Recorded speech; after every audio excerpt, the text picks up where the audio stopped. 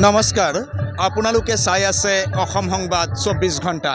আজি আমি অসম সংবাদ 24 ঘণ্টায় আহি উপস্থিত হৈছোঁ শোণিতপুৰ জিলাৰ অন্তৰ্গত ঢেকিয়াজুলি ৰাজচক্ৰ এলেকাৰ শিঙৰীৰ ঐতিহাসিক শ্ৰী শ্ৰী গুপ্তেশ্বৰ দেৱালয় প্ৰাংগণত। আৰু শিঙৰীৰ ঐতিহাসিক শ্ৰী শ্ৰী গুপ্তেশ্বৰ দেৱালয় প্ৰাংগণত অনুষ্ঠিত হৈছে অতিৰুদ্ৰ মহাযজ্ঞ। আৰু অতিৰুদ্ৰ মহাযজ্ঞৰ আজি পঞ্চম দিনৰ অনুষ্ঠান চলি আছে। আমি দেখুৱাই আছোঁ সামগ্ৰিক পৰিৱেশ। ইতিমধ্যে ইয়াত হেজাৰ হেজাৰ ভক্তৰ সমাগম হৈছে। ৰাজ্যৰ বিভিন্ন প্ৰান্তৰ পৰা ভক্তসকল আহিছে।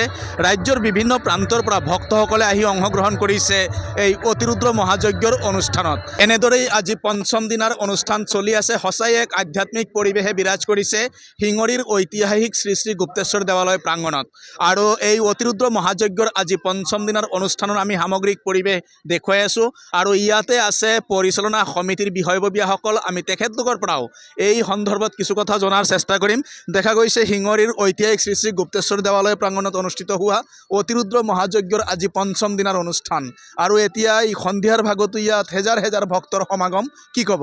হয়, এইটো এতিয়া আমাৰ ধৰক আমাৰ শিঙৰী যিটো ঐতিহাসিক আমাৰ গুপ্তেশ্বৰ মন্দিৰ প্ৰাংগণতে আমাৰ অতিৰুদ্ৰ মহাযজ্ঞ অনুষ্ঠিত হৈ আছে। যোৱা 23 তাৰিখৰ পৰা 30 তাৰিখলৈকে এসপ্তাহ জোৰা ইয়াত অনুষ্ঠান হৈ আছে। গতিকে এই অনুষ্ঠানত আপুনি দেখিছে, নিজে দেখি আছে, মানুহৰ ইমান ভিৰ, ইমান বিভিন্ন আমাৰ গোটেই আমাৰ ঢেকিয়াজুলি সমষ্টিৰ বা বৰতলা সমষ্টিৰ বা আমাৰ শোণিতপুৰ জিলাৰ মাত্ৰ নহয়, আমাৰ এই অনুষ্ঠানত আমাৰ গুৱাহাটীৰ পৰা বিভিন্ন জিলাৰ পৰা, তিনিচুকীয়াৰ পৰা, ধেমাজিৰ পৰা, দৰং, মঙলদৈ, এইবিলাক যিমান আছে মানুহ জিলাৰ পৰা ইয়াত আহি আছে।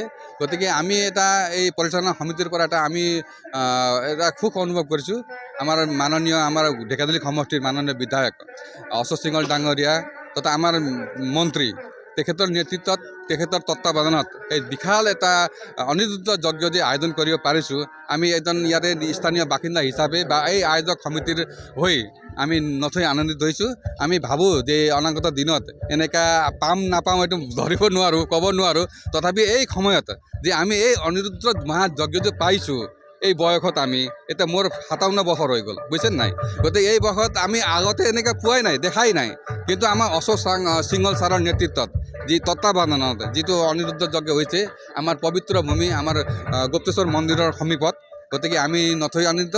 আৰু মানুহৰ মনত এনেকৈ এটা আলোড়নৰ সৃষ্টি হৈছে যে ইয়াতে আমাৰ মথুৰা বৃন্দাবনৰ নিচিনা মানুহৰ সোঁত বহি আছে। এতিয়া ইতিমধ্যে শুনিলে যেন ইয়াত মথুৰা বৃন্দাবন হৈ পৰিছে আজি ভক্তসকলৰ মনৰ ভাৱ। এয়া পৰিচালনা সমিতিৰ এগৰাকী বিষয়ববীয়াই জনাইছে। সঁচাই এক সুন্দৰ পৰিৱেশ, আধ্যাত্মিক পৰিৱেশ বিৰাজ কৰিছে আজি শিঙৰীৰ ঐতিহাসিক শ্ৰী শ্ৰী গুপ্তেশ্বৰ দেৱালয় প্ৰাংগণত। আৰু বিভিন্ন প্ৰান্তৰ পৰা ভক্তসকল আহিছে। আৰু আমি ভক্তসকলৰ কিছু মনৰ কথা জনাৰ চেষ্টা কৰিম। ক'ৰ পৰা আহিছে দাদা?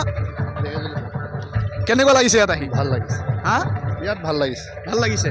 আজি প্ৰথম আহিছে নেকি? আজি প্ৰথম আহিছে। হয়, ইতিমধ্যে শুনিলে ভক্তসকলে নিজৰ নিজৰ মনৰ কথা জনাইছে। আজি তেখেতলোকে উৎফুল্লিত হৈ পৰিছে, কিয়নো এনেদৰেই আজিৰ এই অতিৰুদ্ৰ মহাযজ্ঞৰ অনুষ্ঠানত অংশগ্ৰহণ কৰিছে। সঁচাই এক সুন্দৰ পৰিৱেশ, নান্দনিক পৰিৱেশ বিৰাজ কৰিছে। আৰু ইয়াত বিভিন্ন প্ৰান্তৰ পৰা ভক্তসকল আহিছে। আৰু ভক্তসকলে আহি এই অতিৰুদ্ৰ মহাযজ্ঞৰ অনুষ্ঠানত অংশগ্ৰহণ কৰিছে। ক'ৰ পৰা আহিছে বাইদেউ? কেনেকুৱা লাগিছে ইয়াত আহি? খুব ভাল লাগিছে। ভাল লাগিছে। হয়, ইতিমধ্যে শুনিলে ভক্তসকলে এনেদৰেই নিজৰ নিজৰ মনৰ কথা প্ৰকাশ কৰিছে। সঁচাই এক সুন্দৰ পৰিৱেশ, এক আধ্যাত্মিক পৰিৱেশ বিৰাজ কৰিছে শিঙৰীত। আৰু বিভিন্ন প্ৰান্তৰ পৰা ভক্তসকল আহিছে, আহি পেলাই এই অতিৰুদ্ৰ মহাযজ্ঞৰ অনুষ্ঠানত অংশগ্ৰহণ কৰি আছে। আৰু ইতিমধ্যে আমি দেখুৱাই আছোঁ ভিতৰৰ পৰিৱেশ। ভিতৰত এনেদৰেই লোকে লোকাৰণ্য হৈ আছে। বিভিন্ন প্ৰান্তৰ পৰা লোকসকল আহিছে। আৰু সকলোৱে আহি ইয়াত এই অতিৰুদ্ৰ মহাযজ্ঞৰ অনুষ্ঠানৰ পঞ্চম দিনৰ অনুষ্ঠানত ভাগ লৈছে। সঁচাই এক সুন্দৰ পৰিৱেশ, আধ্যাত্মিক পৰিৱেশ বিৰাজ কৰিছে আজি শিঙৰীৰ ঐতিহাসিক শ্ৰী শ্ৰী গুপ্তেশ্বৰ দেৱালয়ত। আৰু সকলোৱে এনেদৰে নিজৰ নিজৰ কৰ্ম সমাপন কৰিছে, নিজৰ নিজৰ কৰ্তব্য পালন কৰিছে। সঁচাই এক সুন্দৰ পৰিৱেশৰ মাজেৰে আজি অনুষ্ঠিত হৈছে অতিৰুদ্ৰ মহাযজ্ঞৰ এই পঞ্চম দিনৰ অনুষ্ঠান। আৰু এয়া হৈছে সন্ধিয়াৰ পৰিৱেশ আমি দেখুৱাই আছোঁ। এতিয়া ইয়াত এনেদৰে লোকে লোকাৰণ্য হৈ পৰিছে। আৰু বিভিন্ন প্ৰান্তৰ পৰা লোকসকল আহিছে, আহি পেলাই অতিৰুদ্ৰ মহাযজ্ঞৰ অনুষ্ঠানত অংশগ্ৰহণ কৰিছে।